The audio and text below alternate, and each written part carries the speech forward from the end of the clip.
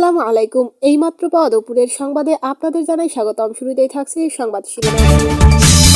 শুরুতেই জানাবো নির্বাচন বানচালে ভারতের নীল নকশা, বড় হামলার ছক। থাকছে বিস্তারিত প্রতিবেদনে।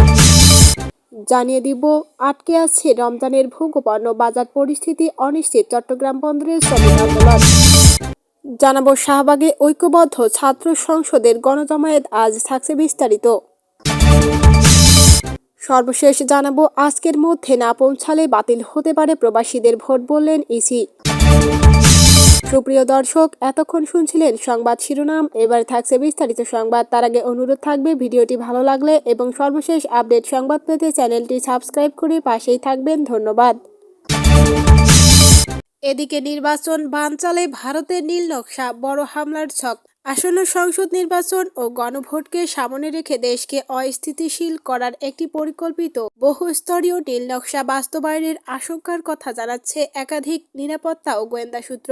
সংশ্লিষ্ট বিশ্লেষণে বলা হচ্ছে, এই পরিকল্পনার লক্ষ্য নির্বাচন বানচাল করা, প্রতিদ্বন্দ্বী পক্ষগুলোর রাজনৈতিক সংঘাতকে রক্তক্ষয়ী রূপ দেওয়া এবং শেষ পর্যন্ত পুরো নির্বাচন প্রক্রিয়াকে আন্তর্জাতিকভাবে বিতর্কিত করে তোলা। নিরাপত্তা সংশ্লিষ্টদের দাবি, এই নীল নকশার সঙ্গে সীমান্ত পারের অপশক্তি, পলাতক রাজনৈতিক প্রশাসনিক ব্যক্তিদের একটি নেটওয়ার্ক এবং উগ্রবাদী গ্রুপের সম্পৃক্ততার তথ্য মিলেছে। অনলাইন প্ল্যাটফর্মে পরিকল্পিত উস্কানি, ভুয়া ভিডিও ও বিভ্রান্তিকর পোস্ট ছড়িয়ে মাঠ পর্যায়ে উত্তেজনা বাড়ানোর পাশাপাশি অর্থের বিনিময়ে সন্ত্রাসী গ্রুপ নামানোর আশঙ্কা রয়েছে। গোয়েন্দা তথ্যে উঠে এসেছে, নির্বাচনের আগে পরিস্থিতি ঘোলাটে করার জন্য একটি ক্রিটিক্যাল ফেজ নির্ধারণ করা হয়েছে। ওই সময়ের মধ্যে টার্গেট কিলিং, সাম্প্রদায়িক উত্তেজনা সৃষ্টি, রাজনৈতিক সমাবেশে হামলা এবং অনলাইন প্ল্যাটফর্মে গুজব ছড়িয়ে মনস্তাত্ত্বিক যুদ্ধ চালানোর আশঙ্কা। গোয়েন্দা তথ্য বিশেষ করে অনলাইনে গুজব ছড়িয়ে বিএনপি ও জামায়াতের নেতাকর্মীদের পরস্পরের বিরুদ্ধে ক্ষুব্ধ করে তোলার কৌশল ইতিমধ্যেই বিভিন্ন স্থানে দৃশ্যমান হচ্ছে বলে গোয়েন্দা বিশ্লেষণে উঠে এসেছে।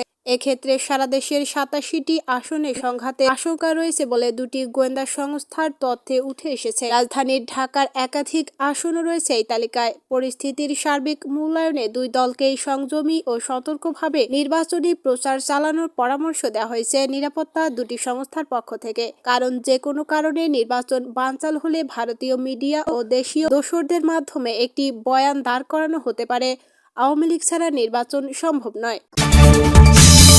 আটকে গেছে রমজানের ভোগ্যপণ্য, বাজার পরিস্থিতি অনিশ্চিত, চট্টগ্রাম বন্দরের শ্রমিক আন্দোলন। চট্টগ্রাম বন্দরের চলমান কর্মবিরতি ধীরে ধীরে রূপ নিচ্ছে জাতীয় সংকটে। এটি এখন আর কেবল শ্রমিক অসন্তোষের মধ্যে সীমাবদ্ধ নয়। আসন্ন রমজানের পণ্যকে জিম্মি করে দাবি আদায়ের কৌশল। বন্দরে চলমান শ্রমিক আন্দোলন দেশের সরবরাহ ব্যবস্থা ও অর্থনীতিকে চাপে ফেলে দিচ্ছে। ফলে দেশের প্রধান সমুদ্র বন্দরের কার্যক্রম ব্যাহত হওয়ায় শিল্প কারখানার কাঁচামাল থেকে শুরু করে নিত্য প্রয়োজনীয় ভোগ্যপণ্যের প্রবাহে দেখা দিয়েছে স্থবিরতা। বাজার বিশ্লেষকদের মতে, আসন্ন রমজান মাসে রেখে বন্দরে আটকে থাকা বিপুল পরিমাণ ভোগ্যপণ্য বাজার পরিস্থিতিকে আরও অনিশ্চিত করে তুলছে।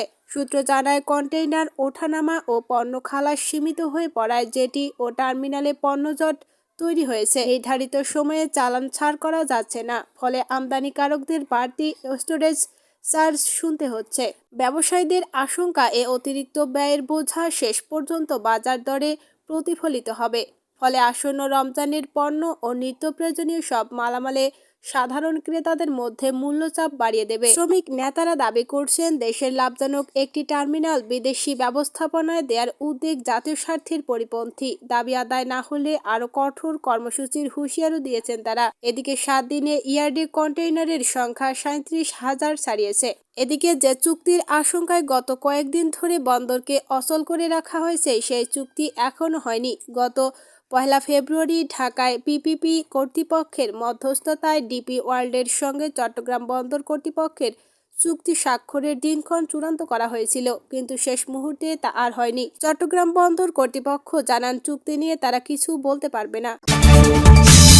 শাহবাগে ঐক্যবদ্ধ ছাত্র সংসদের গণজমায়েত এখন। রাষ্ট্র কাঠামোর সংস্কার ও জুলাই আকাঙ্ক্ষার বাংলাদেশ বিনির্মাণে আসন্ন গণভোটে হ্যার পক্ষে গণজমায়েতে ডাক দিয়েছে 5 বিশ্ববিদ্যালয় সংশ্লিষ্ট ঐক্যবদ্ধ ছাত্র সংসদ।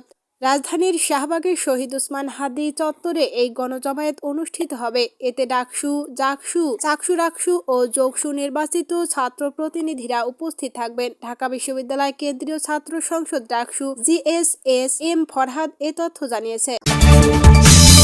আজকের মধ্যে না পৌঁছালে বাতিল হতে পারে প্রবাসীদের ভোট, বললেন ইসি। আসন্ন ত্রয়োদশ জাতীয় সংসদ নির্বাচন ও গণভোটে প্রবাসী ভোটারদের পোস্টাল ব্যালট আজকের মধ্যে 5 ফেব্রুয়ারি দেশে না পৌঁছালে তা বাতিল হতে পারে বলে জানিয়েছে নির্বাচন কমিশন। পোস্টাল ভোট বিডি অ্যাপে এক বিজ্ঞপ্তিতে এমন আশঙ্কার কথা জানিয়েছে ইসি। বিজ্ঞপ্তিতে বলা হয়, সব ভোটারকে অবহিত করা যাচ্ছে যে ভোটাধিকার প্রয়োগের পর ব্যালট পেপার এবং গণভোট ব্যালট সাদা রঙের ব্যালট খামে রাখুন। ঘোষণাপত্রটি সই করে সাদা রঙের ব্যালট খাম সহ হলুদ খামের ভেতর ঢুকিয়ে যত তাড়াতাড়ি সম্ভব কাছের ডাকঘর বা ডাকবাক্সে জমা দিন। এতে আরো বলা হয়, ব্যালট যদি 5 ফেব্রুয়ারির মধ্যে বাংলাদেশে না পৌঁছায় তাহলে নির্ধারিত সময়ের মধ্যে রিটার্নিং কর্মকর্তার কাছে পৌঁছাতে বিলম্ব হতে পারে। আর ভোটের দিন বিকেল 4:30টার মধ্যে সংশ্লিষ্ট রিটার্নিং কর্মকর্তার কাছে ব্যালট না পৌঁছালে তা গণনায় অন্তর্ভুক্ত হবে না। তাই প্রবাসী ভোটারদের যত দ্রুত সম্ভব ব্যালট পাঠানোর অনুরোধ জানানো হয়েছে।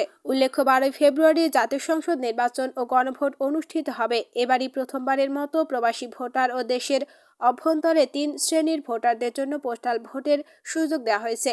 এজন্য প্রবাসী ভোটার ও দেশের ভেতরের 3 শ্রেণীর সরকারি চাকরিজীবী, আইনশৃঙ্খলা বাহিনী ও কয়েদিরা ভোটার মিলে 15,33,000 নিবন্ধন করেছেন।